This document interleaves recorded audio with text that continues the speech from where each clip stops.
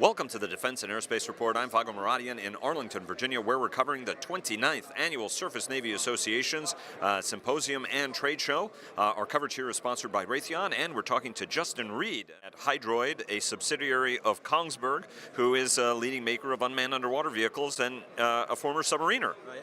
Yes, thank you. It's always great seeing a submariner at the Surface Navy Show. Tell us a little bit about the company and also what you guys have new. Obviously, the REMUS vehicle is something that you guys are famous for, and you're displaying a new version of it. But tell us a little bit about the company and what you're exhibiting here. Okay, so Hydroid is a company up in Pocasset, Massachusetts, headquartered in Cape Cod.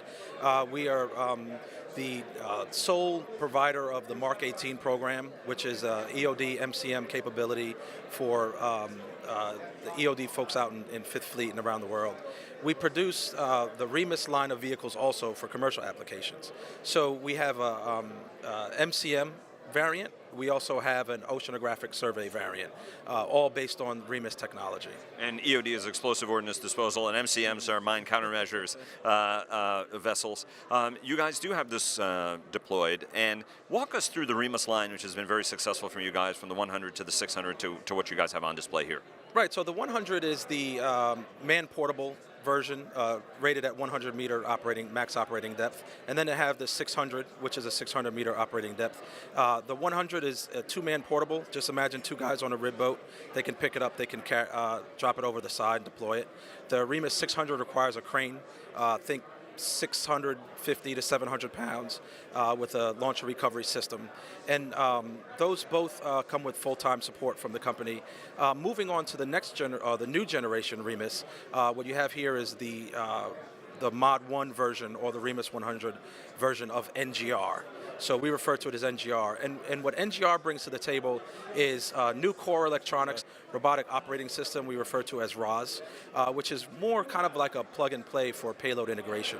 So one of the things that we wanted to do was move away from old technology, kind of bring it up to the current technology, allowing customers to integrate their sensors a lot more easily than before. As you know, the REMUS technology has been around for a while. It's a wildly successful program, but some of the older vehicles are facing obsolescence, so we wanted to introduce a new version prior to the total obsolescence of the old vehicles. When you're, one of the things also everybody's trying to focus on is range extension, right? Trying to get as much power as possible. We talked to the Atlas North America guys who supply your sonar for this. They went to a smaller generation of sonar that's lighter on power. What are some of the things you're doing? Because the Navy is particularly interested in trying to get as much range and endurance as possible from each of these underwater systems. So the NGR, even in the REMUS 100 now, is going to incorporate the 18650 cell of lithium ion from the REMUS 600.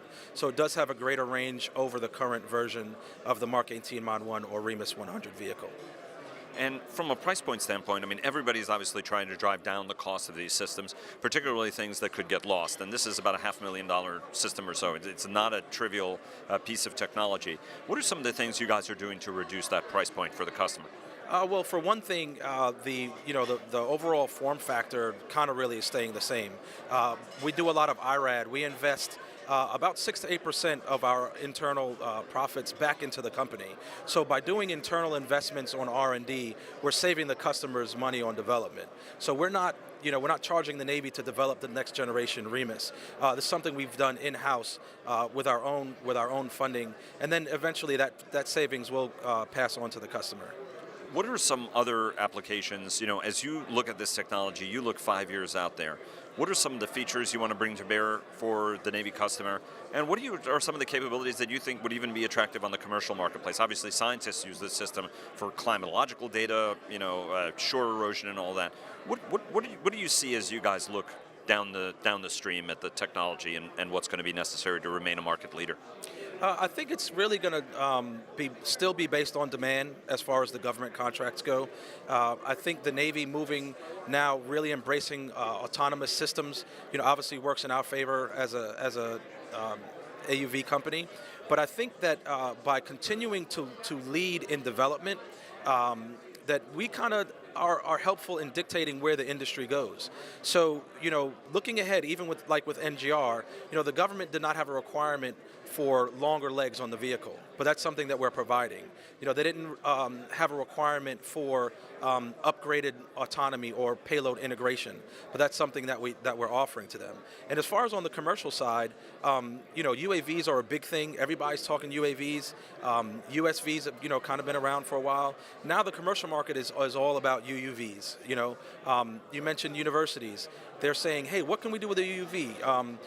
Harbor security, critical infrastructure support, different things like that. So the market is really, really growing outside of the DoD, and I think that we're providing a product that works in the department as well as outside of the department.